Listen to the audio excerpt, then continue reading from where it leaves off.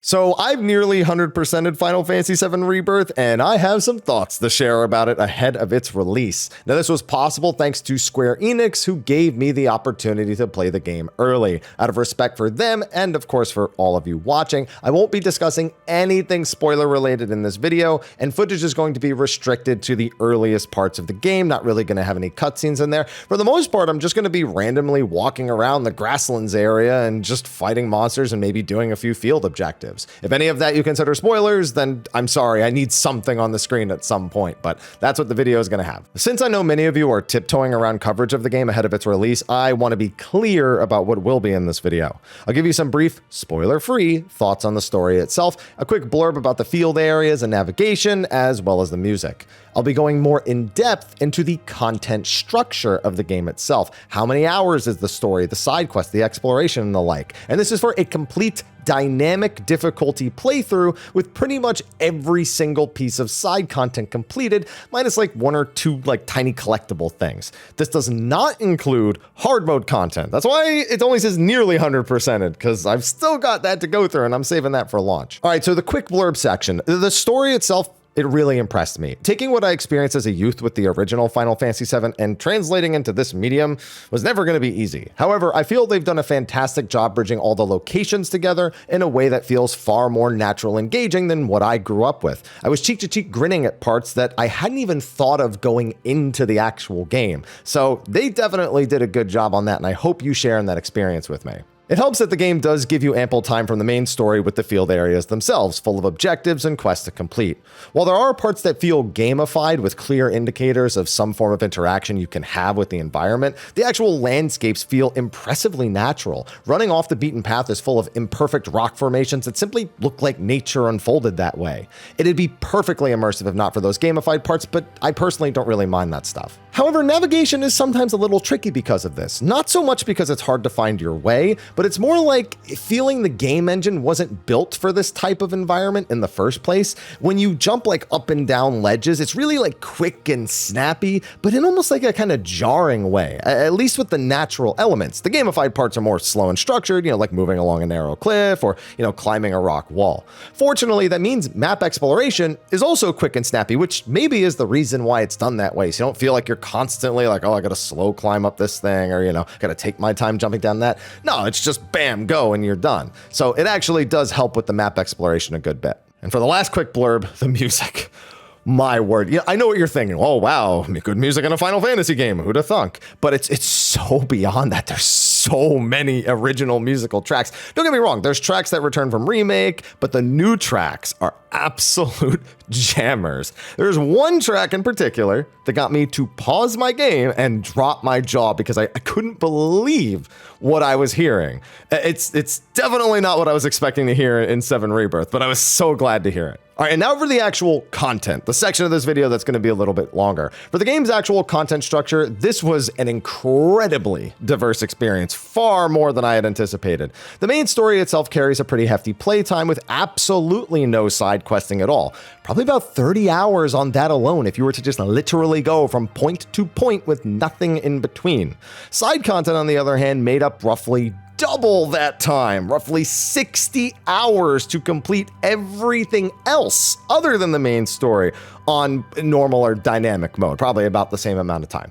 I'm missing those two small collectible things like I mentioned. I'll probably have them by the time this video comes out, but this game is chunky when it comes to content. Oh, speaking of dynamic difficulty, a quick sidebar because I also mentioned it at the start. I think I'm the wrong person to give you an opinion on this. Dynamic is supposed to adjust the difficulty of the game depending on how well you're playing, but I just played as I normally would, and it just felt like a normal mode playthrough the entire time. It's probably more effective for someone not as in tune or experienced with action games who's still looking for somewhat of a challenge. And I can tell you that even normal mode is probably some pretty intense challenges. If upper dynamic is the same as normal, which I assume that it is, then yeah, it's going to be challenging even before you get to hard mode. Anyway, that made the game's total playtime for me 92 hours. And I'd say that was rushing a little bit, like maybe clicking through a few dialogues if I read them faster than the character was saying them. So on a more casual playthrough without any guides or walkthroughs, it's probably right on that 100-hour mark.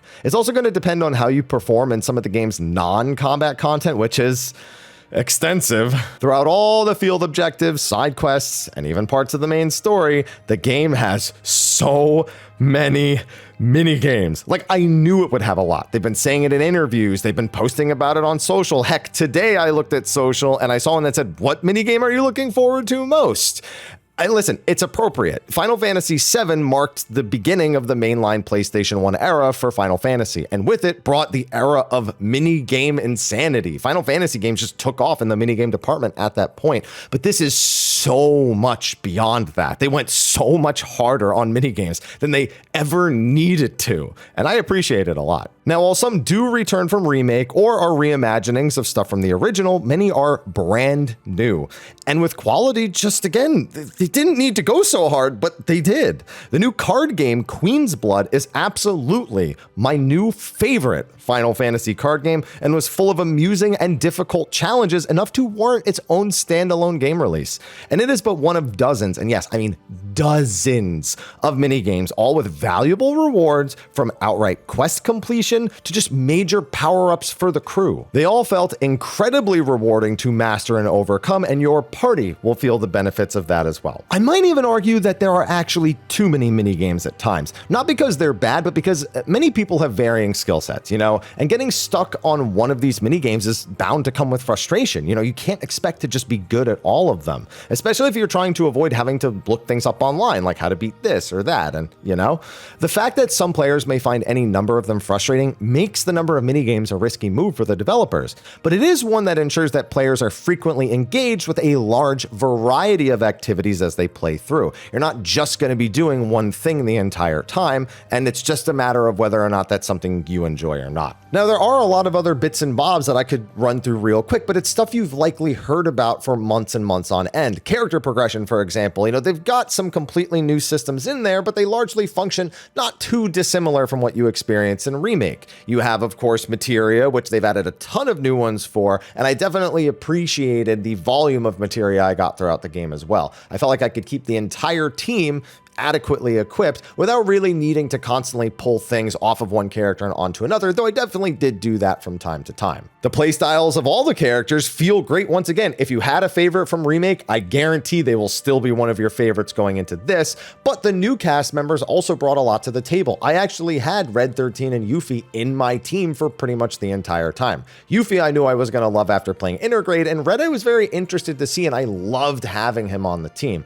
I wasn't as big a fan of Kate Sith, but that was just because I never really took that much time to get used to him. I could see a lot of value in what he actually brought to the team, and if I gave it more time, I think he would actually be pretty strong, but I was already so set in my ways that I didn't give him enough time because I just didn't feel quite right. Like, when you have that character that just you vibe with and you have to have him on the team, Kate just didn't hit that for me, but hopefully he will for you. All in all, Final Fantasy VII Rebirth way exceeded my expectations.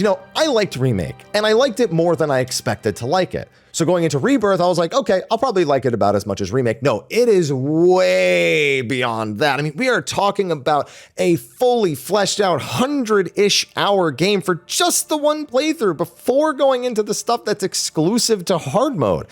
And listen, I expected a big game, but I always temper my expectations, and this just went way, way beyond them. So if you had this game on a pedestal waiting for it, it's probably a pedestal that's gonna be fulfilled because they just showed they really care about this. They really wanted to get it right, and they have earned my trust going into the third game. Anyway, let me wrap this up because I want to talk spoilers, but I can't, so I just need to end the video. If you enjoyed this, be sure to like and comment below, engage with the video, and stay tuned because on launch I will be doing a handful of other videos going over some of the mini games. Like I said, I expect some people are going to struggle with those, so I definitely want some content on my channel to help people get through them, or at least show how I got through them, even if there is a better way to do it that other people figure out. So thanks for watching, and I'll see you next time.